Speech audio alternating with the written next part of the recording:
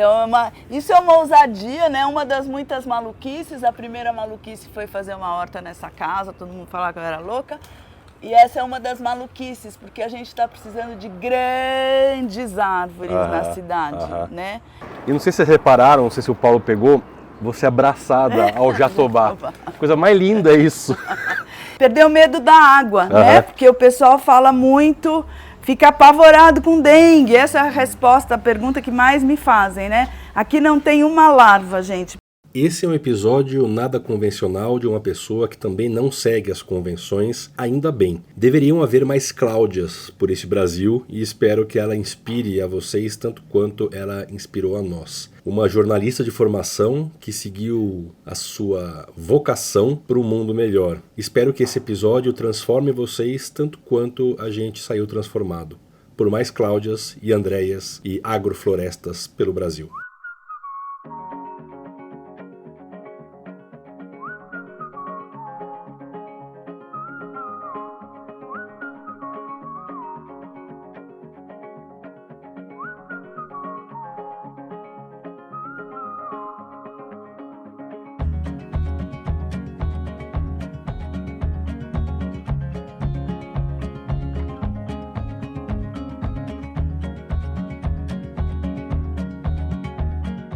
Olá pessoal, tudo bem?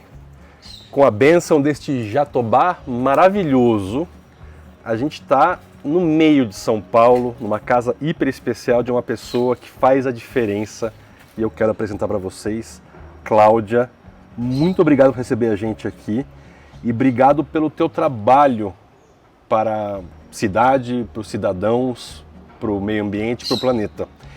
Vocês vão entender isso agora, porque esta mulher faz a diferença e fará muito mais, como ela disse agora há pouco, uma tecelã social de contatos e de uma teia maravilhosa que está se formando e que precisa continuar se formando e se engrandecendo. Então, acompanha com a gente, porque essa casa especial, esse jardim é para lá de onírico, eu não vi tudo, eu vi uma parte, já estou encantado e não vi nem metade. Então, acompanha com a gente.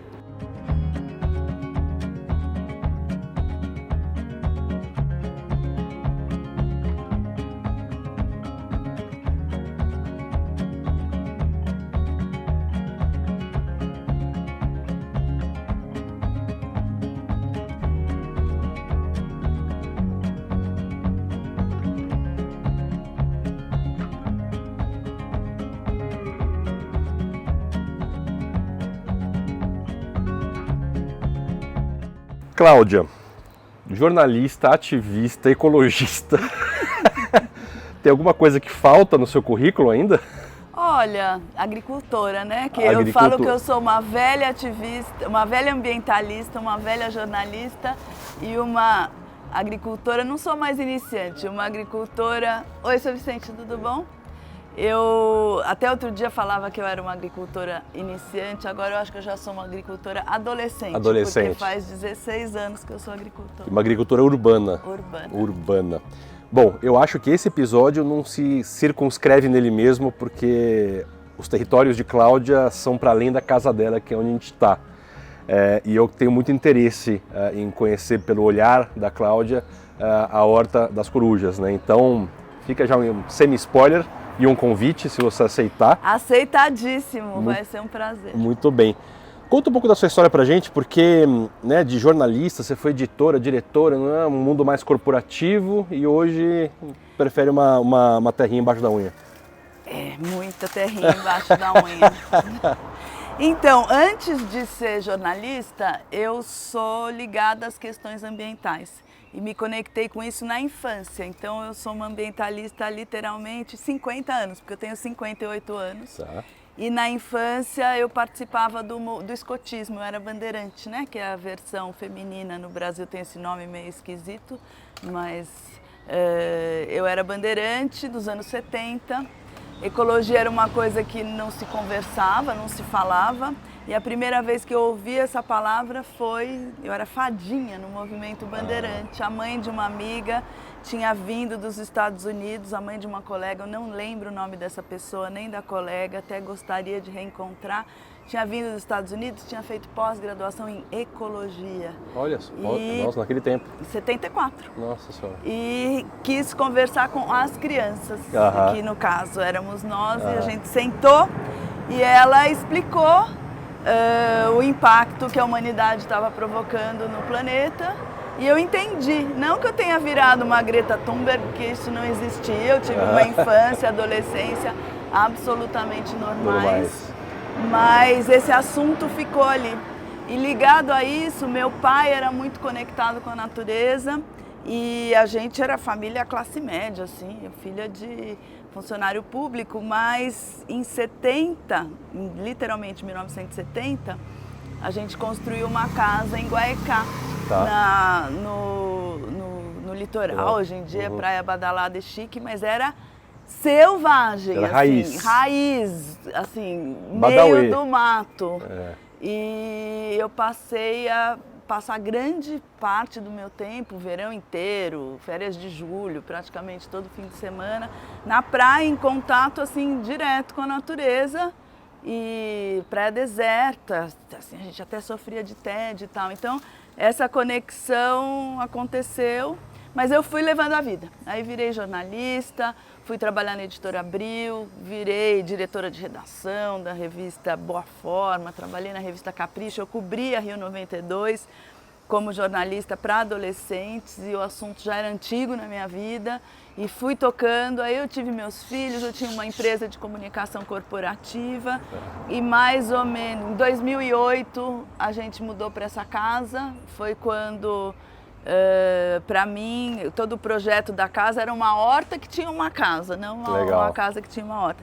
E a partir do momento que a gente veio para cá, eu virei agricultora. E eu virei agricultora por motivos muito racionais, de tanto ler, estudar, entender os processos.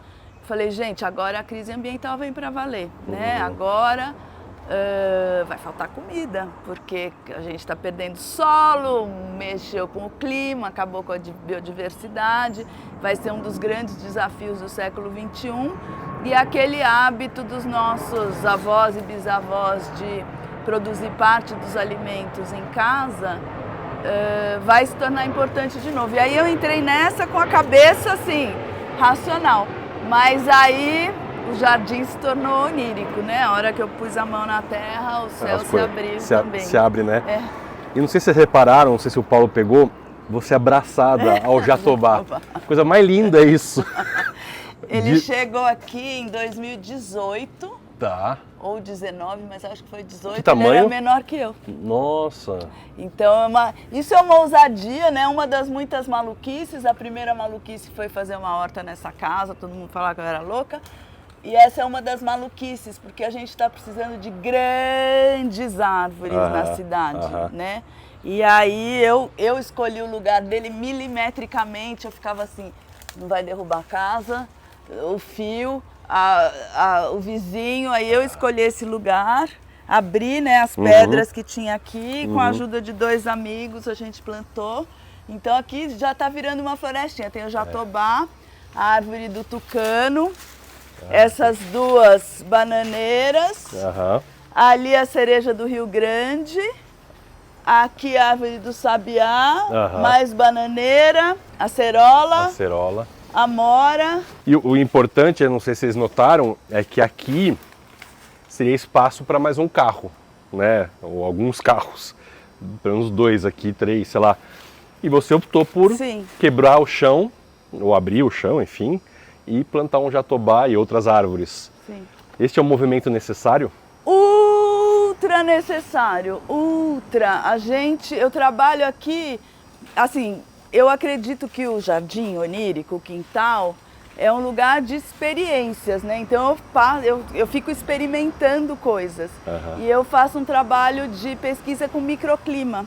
Então eu até comprei um termômetro e o ano passado, em uma das ondas de calor, eu fiz até um post científico. Eu fui lá no mesmo horário, medi a temperatura do ar, deu 10 graus de diferença entre... a temperatura do ar lá na laje, lá no alto, que a gente vai subir, e do lado do lago, que a gente vai passar daqui a pouco. Nossa, 10 graus, certo. Ó, você das minhas, porque no nosso jardim onírico você está convidada. A gente tem lá uma estação meteorológica. Porque a minha origem, né, dos meus avós, um escocês que foi um dos precursores do movimento dos escoteiros no Brasil. Olha! O Grupo Carajás. Sim. Ali na Alto da Boa Vista, né? E meu avô alemão, né, que sempre tinha um barômetro, um termômetro, então aquela coisa. Minha avó holandesa também olhava as máximas, as mínimas do dia. Então isso está no DNA. Nossa, eu preciso ir lá conhecer para aprender. É o nosso sisteminha. Agora ele está, enfim, mas ele é integrado, deveria estar integrado com a minha irrigação automática. Para poder poupar a água, inclusive, né? Porque se está encharcado, se acabou de chover ou vai chover, a estação sabe disso e manda o sinal para a base.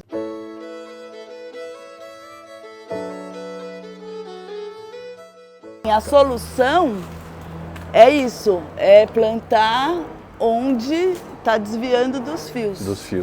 Tem uns exemplos na cidade. Isso é um outro assunto, tá? Florestas urbanas, um dia vocês quiserem visitar.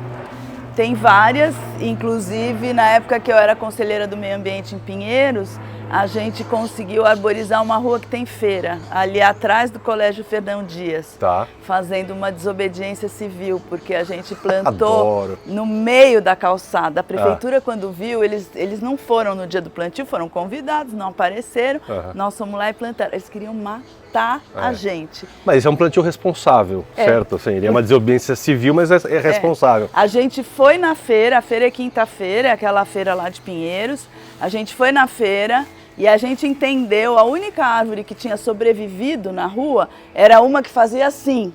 E aí quando arma a banca, porque a feira é super antiga, a banca encaixa, foi uma árvore que conseguiu, a gente falou, por causa disso. Aí a gente conversou com feirante por feirante, marcou com giz no chão, falou, olha, nós vamos plantar aqui, essa árvore vai refrescar a sua barraca. Agora, se você disser que odeia a árvore, que vai arrancar a árvore, a gente não vai plantar, né? E os feirantes todos entenderam. Aderiram. E hoje em dia a feira está debaixo da árvore. Nossa, que delícia. E a prefeitura eternamente brava com a gente.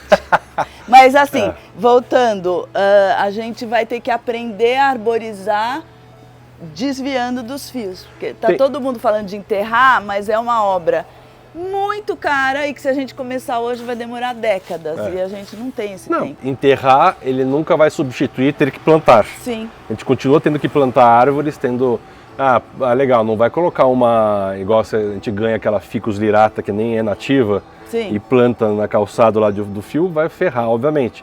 Mas até o Harry Lorenzi tem um aplicativo, não me lembro o nome, mas o link está aqui embaixo. O Manual Técnico de Arborização Urbana de São Paulo, que está disponível online, ele tem, de acordo com o tamanho da calçada, listas de árvores. É Perfeito. Isso que o Harry tem também? Então tem duas opções. O Harry tem isso e sabendo, tem fio ou não tem fio, tem fiação, a árvore até 3 metros de altura, né? Ou grandes arbustos. A gente continua precisando. Né? Sim. Então, claro, não dá para colocar árvores que a Enel depois nem sabe cortar, né? Sibipiruna embaixo de fiação, aí faz aquele corte tosco e mata a árvore. Sim. E aí ficou. Agora, uma árvore de 2, 3 metros, ela não resolve o nosso problema de microclima. Bom, a gente está aqui num metro quadrado da residência, da casa Jatobá, do Jatobá. Apresenta o resto pra gente. Tá, vamos lá. Vamos entrar na casa. Vamos entrar na casa. Bem-vindos! Aqui, só é que eu já entrei olhando, aqui você vai agroflorestando, né? Então, isso aqui é uma pitangueira que os passarinhos plantaram. Isso aqui é essa árvore isso aqui que nem sei o nome direito, é uma helicônia, né? É uma helicônia que veio no primeiro jardim da casa. Aqui tem outra pitangueira. E o que eu fiz aqui? Isso aqui é um jardim de chuva. Explica pra gente o que é jardim de chuva. Eu vou explicar a partir da chuva, Da chuva, tá bom. Então, uma parte da água que cai no telhado, ela é captada para a cisterna. Tá. A cisterna, quando ela enche, ela tem um ladrão. E aí a água vem para cá. Tem Esses todo o dois sistema flow de... forms. tá, aham. E esta água aqui do lago é o excedente da cisterna. Tá. Eu inventei esse lago aqui, primeiro que isso é aquele bom e velho corredorzinho lateral de uma casa, que em geral Que é não morto. serve para nada. Aham. Ele é, em geral, sombra, né? Então ficava uma parte aqui que não tinha nada a ver. Aí eu falei, e me angustiava quando chovia muito, aquele monte de água sendo jogado no chão aqui, indo embora. Aí eu resolvi aumentar a capacidade de reservação da água, de água na casa, e isso aqui também ajuda a refrescar. Isso aqui é face sul, né? Ajuda a umidificar e refrescar. Quando tá aquele dia seco, você entra aqui e fala assim, ai... É um oásis, né? Cheguei num lugar. Então, isso aqui é só... E aí o que acontece? Quando chove muito, olha a libélula ali, ó. Quando chove muito, o lago também tem um ladrão. Tem um ladrão que aqui. Que está escondido aqui. Porque tá escondido. Tá Que tão tá bem escondido. Tá tão bem é. escondido que a dona nem achou. Que eu nem achei, mas Tá eu tenho bom. certeza que ele está aqui. E aí eu cavei 3 jardins de chuva, olha. Isso aqui é um jardim. O que é um jardim de chuva? Um buraco com umas plantas. Tá. Para que ele serve? Infiltrar água. Infiltrar água. E eu fiz 3, né? Eu abaixei o nível desse jardim, que eu falei, não vai encher de água aqui quando tiver. Então, nesse lugar aqui, tem um lugar para a água correr, vir para o segundo jardim de chuva, ali também, e tem um terceiro jardim de chuva. O segundo e o terceiro nunca são usados, porque a capacidade, ó, é um buraquinho assim. Capacidade de absorção disso é absurda. É absurda, tá. Então, essa é uma solução que a gente precisa implantar aos centenas de milhares na cidade inteira. Tá. Porque quando a gente olha as enchentes ali na calha do rio, não é na calha do rio que você vai resolver. É os lugares mais altos que precisam ter centenas de milhares de sorvedouros desses de água. E aí, a gente ainda tem não está adaptado, né? Assim, os nossos profissionais, governantes e tal, não conseguem entender muito bem. Muitas vezes falam mal de jardim de chuva e eu brinco que jardim de chuva não é ralo. Jardim de chuva você não coloca no fundo do vale, porque ali já está tudo encharcado, né? Você tem que colocar nos altos. E a gente vai precisar cada vez mais fazer isso, porque uma enchentona, ela é feita de milhares e milhões de veinhos d'água que chegam numa velocidade muito grande. A gente tem que segurar antes. Né? Perfeito. Então aqui é Então, necessariamente, um jardim de chuva, ele precisa ser um grande cavocado. Sim. Certo. É só cavocar. Aqui eu nem plantei nada. É só cavocar e deixar a natureza colocar lá o que ela quiser. E aí infiltra, vai para o lençol freático e ficamos mais felizes. Ficamos mais felizes e os rios ficam mais limpos, porque um outro problema é que essa água que escoa superficialmente, ela vai trazendo sujeira. Essa água que infiltra pela terra vai sendo filtrada e quando chega lá no rio está mais limpo. Legal. Então, bem-vindos. Muito obrigado. Com licença, com licença. A vida, a bagunça que a vida é, tá? Graças a Deus. Então, vem cá, olha. Aqui é o jardim de baixo, né? Olha, tomatinhos, é isso mesmo? A gente está no fim da... Aqui estava muito cheio de tomate. Uma loucura que está acontecendo é que a gente vive muitos climas. E esses muitos climas, muitas vezes não pegam nem o desenvolvimento inteiro de uma planta. Então, há 2 meses atrás, a gente estava no clima desértico mediterrâneo, norte da África. E agora começou a chover loucamente, a gente está no clima floresta tropical. Tomate funga de uma hora para outra. Então, os tomates estavam indo super bem e, de repente, e aí eu não tinha folhas. E de repente eles estão sendo substituídos. Isso aqui é espinafre amazônico, né? Legal. Então agora na chuva ele está indo loucamente.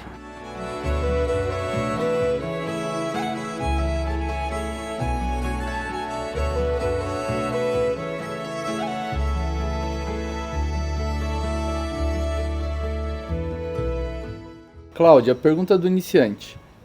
pensando nas transformações que a cidade pode ter para melhorar a questão do meio ambiente. Por que o legislativo não cria uma lei que obrigue as pessoas a terem pelo menos uma árvore em calçada a cada tantos metros em calçadas? Porque a gente anda hoje em ruas que não tem árvore nenhuma, né, que é um deserto do Saara. A gente não tem leis que obriguem a criação de jardins e de chuva em determinados tipos de calçadas, que são as calçadas mais largas, que não atrapalham a passagem das pessoas, a acessibilidade, e também não substituem as vagas de estacionamento na rua por, ao invés do asfalto, um concregrama que possibilite a absorção da água da chuva. Eu acho essas ideias todas perfeitas, mas você fez uma pergunta muito complexa, que assim, a gente, no Brasil tem essa coisa de lei que não pega, lei que pega e tudo mais, né? Esse divórcio entre onde está a cultura e onde está a política precisa ser olhado com muito cuidado. A gente no Brasil tem muitas leis que na verdade viraram tiro no pé, tá? E vou dar 2 exemplos. Um exemplo tem a ver com a proteção da araucária. Eu já vi vídeo na internet de gente dando dica de arrancar a araucária assim que você vê. Olha, você vai passando e vai arrancando, porque isso aí é protegido por lei, se deixar crescer, depois você não consegue tirar, né? E também se você for estudar a história dos mananciais de São Paulo, você vai ver que a coisa piorou muito a partir do momento em que surgiu. Aqui tem uma abelha que quer dar entrevista também. A coisa piorou muito a partir do momento em que surgiu uma lei ambiental muito restritiva. A gente tem um sentimento anti-natureza e anti-árvore no Brasil hoje. E o trabalho nosso, do Jardim Onírico, meu e de tantas pessoas com quem vocês têm conversado, é trazer essa mudança de cultura. A gente está muito focado ainda no asfalto, então a gente tem políticos que ganham eleição prometendo asfaltar, prometendo canalizar rio e tudo mais. E eu brinco, se tivesse um plebiscito na cidade para vamos ter nenhuma árvore ou vamos encher de árvore, isso é muito perigoso, porque nenhuma árvore ia ganhar. A gente tem uma massa de população que está com medo de árvore, agora então com a história do apagão quer eliminar tudo. Então se a gente se a gente for, e o Brasil é um país que tem as leis ambientais, talvez um dos países que tem as leis ambientais mais avançadas, isso adiantou? Não adiantou. Isso gerou, primeiro, um descumprimento generalizado das leis e depois um enorme impulso para políticos antiambientalistas que ganham eleição em cima de eleição falando isso tudo está exagerado, é um absurdo, nós vamos derrubar isso. Então, eu, apesar de estar envolvida com a política, ter sido codeputada, ter sido candidata,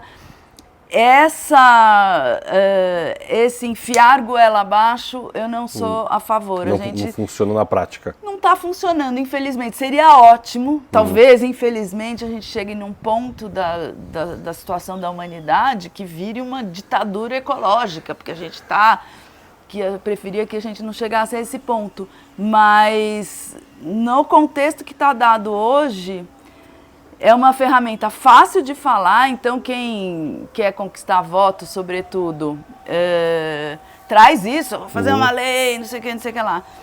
Mas depois não é cumprida. São Paulo tem ótimas leis que não são cumpridas, né? A de compensação ambiental, que é tudo fake. Tem uma lei do Pampa, né? Que todas as podas deveriam estar sendo destinadas à compostagem, vai tudo para o aterro, né? Essa lei do Natalini. Então a gente está uma situação muito complicada e aí volta a coisa de terceira rede, né? Então, aqui na minha casa, vocês vão ver que eu tenho que tomar o maior cuidado, porque as plantas, se elas vão para o vizinho, me causa enorme problema. Então, inclusive, eu tenho uma bananeira lá que está amarrada, porque ela não pode, eu já tive que abater cacho de banana porque ele estava em cima do vizinho e cai aquela nódoa e virou um drama. Eu tive que abater, então assim, é muito complicado, muito complicado, e a gente reconhece as casas dos amigos da gente, às vezes você não precisa nem do endereço certo, você vê um monte de árvore, que é e a pergunta do iniciante, que não foi nem tão simples assim, foi complexa, só traz a consciência de que a gente, o Jardim Onírico, o seu trabalho, Nabil e outros, né, Andréa Pezec, querida desse canal, quem não assistiu, os episódios estão aqui embaixo, isso ajuda no processo de conscientização. Sim.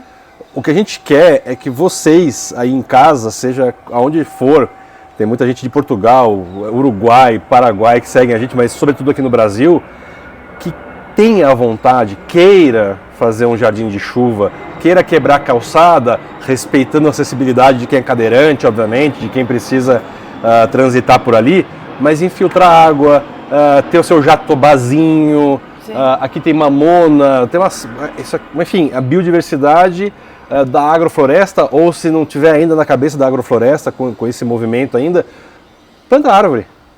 Um palmolato lindo, nativo, enfim. Então a ideia é da conscientização para que as leis elas sejam, enfim, meros enfeites. Total. Não existe lei no Brasil obrigando as pessoas a torcer para futebol, nem ir para a rua no carnaval, né? E toda vez que eu vejo uma grande massa de pessoas indo para um jogo de futebol ou indo para um bloco de carnaval, acho ótimo, acho incrível, mas eu fico com uma invejinha, porque eu queria ver esse monte de gente plantando árvore, quebrando concreto, fazendo lago. E outra coisa, a gente precisa criar esses protótipos para as pessoas irem perdendo medo. Então, por exemplo, perder o medo da água, né? Porque o pessoal fala muito, fica apavorado com dengue. Essa é a resposta, a pergunta que mais me fazem, né? Aqui não tem uma larva, gente, porque as libélulas, elas são vorazes.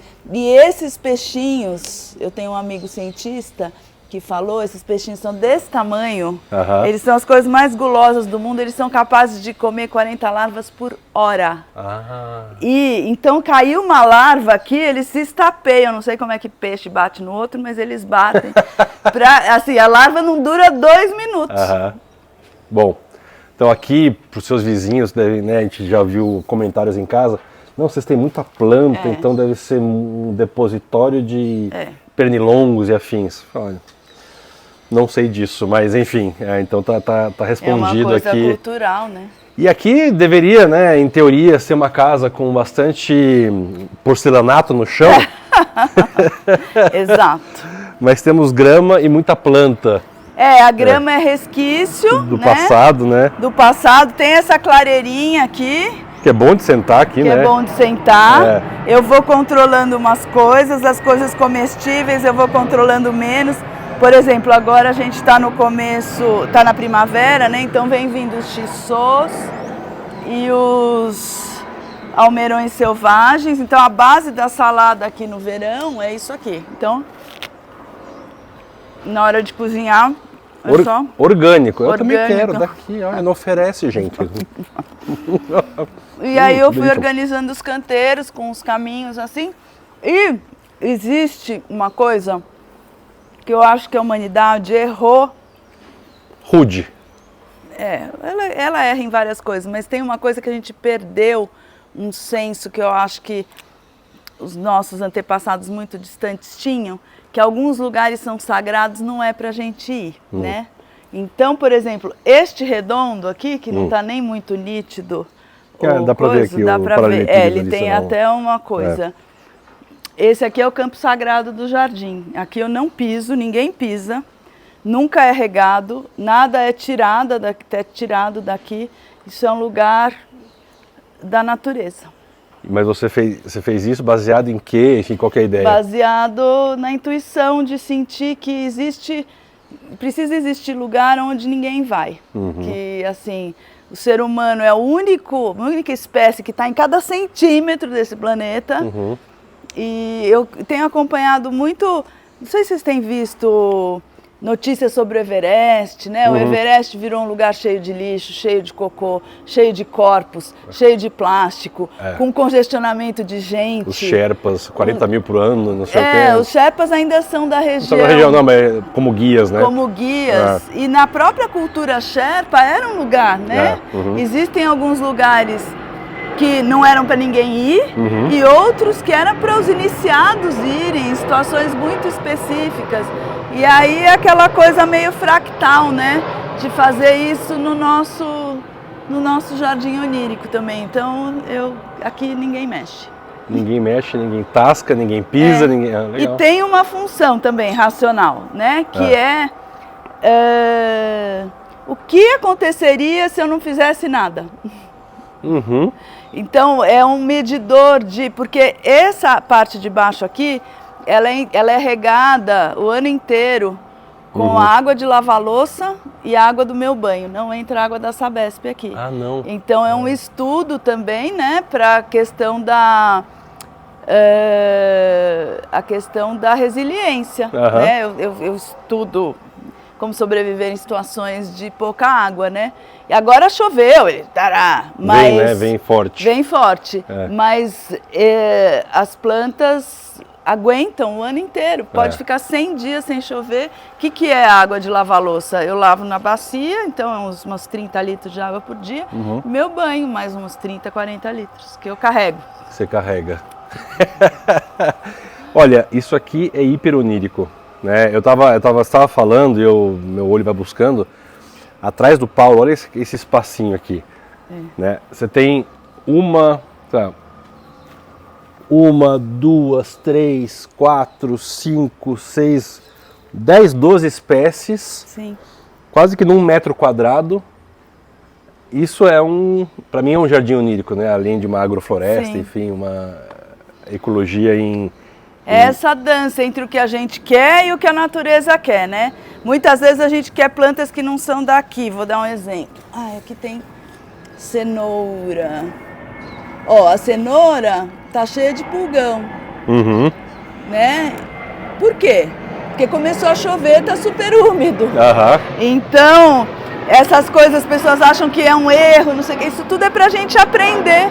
Né? A cenoura vem de outro bioma. Quando a gente estava no clima do Mediterrâneo muito seco, que há 2 meses atrás, a cenoura estava... Agora ela começa a fungar. Né? É verdade, porque você tem também muito mais nitrogênio, nitrato que vem, né? Da água da chuva, e é isso. Que maravilha. E aqui tem um caminhozinho, aqui tem um caminho, dá para fazer. Aqui, olha, isso aqui eu estou secando... semente de jabuticaba, tá? Ah, olha só. Eu peguei as jabuticabas, transformei em geleia. Aí eu tenho uma amiga que faz biojoias. Ó, isso aqui é semente de açaí. De açaí. Isso aqui é um teste, eu preciso até conversar com ela. Lidice, em breve vamos conversar. Porque ela já vem tingida, então eu tô secando para ver se isso depois vira colar.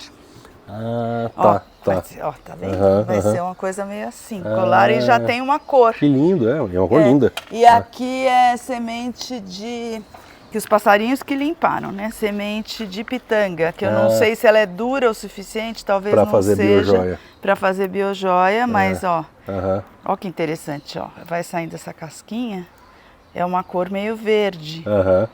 Então a gente vai pesquisando as coisas. Se ela que legal.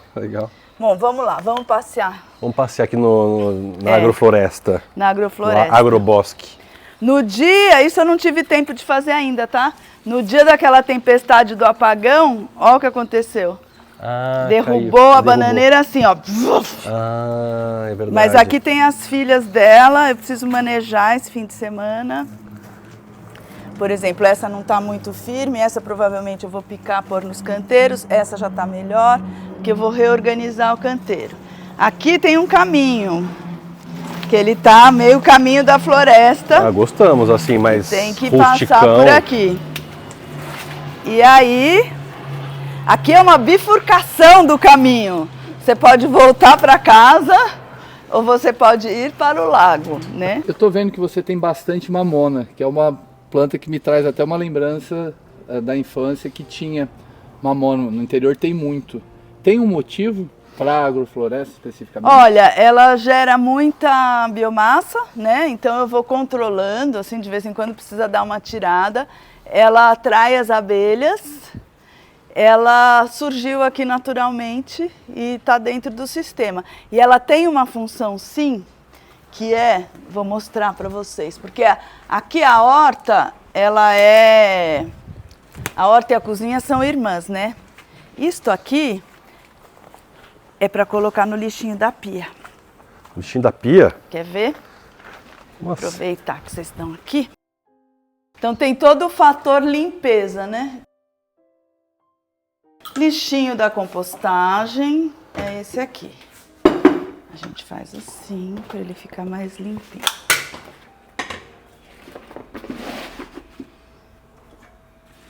Pode fazer isso em lixo de banheiro também, se quiser. Menina, que ideia!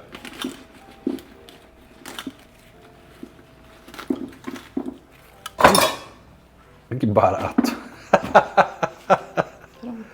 E isso aqui está aqui, No lugar do plástico, a folha de mamona. No plástico, a folha de banana. Isso aqui está aqui porque é a pré-limpeza de tudo. Então a água que rega, ó.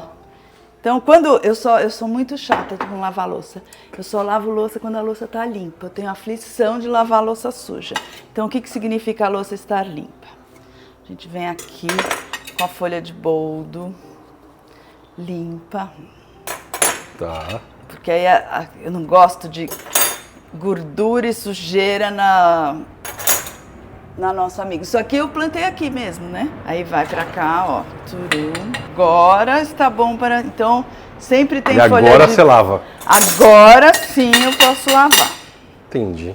Porque aí é muito... A pré-lavagem demora muito mais tempo do que a lavagem mesmo, sabe? Por que folha do boldo? Então, porque uma vez tinha nascido um enorme pé de boldo aqui na porta da cozinha, não tinha o que fazer com o boldo. Aí eu tive essa ideia. Mas ele tem alguma função astringente, não? Ele tira super a gordura. Experimente na sua casa, ó. Se quiser, você vem aqui. Ele é muito bom para tirar gordura. Olha, com essa dica de dona de casa agroecológica, este episódio chega ao fim. Olha. Só que tem um monte ainda. Tem um monte Então, de assunto. fica ligado. Cláudia, muito obrigado por ter aberto sua casa. A gente vai continuar aqui, mas você vai ver no outro episódio. Então, até a próxima. Tchau!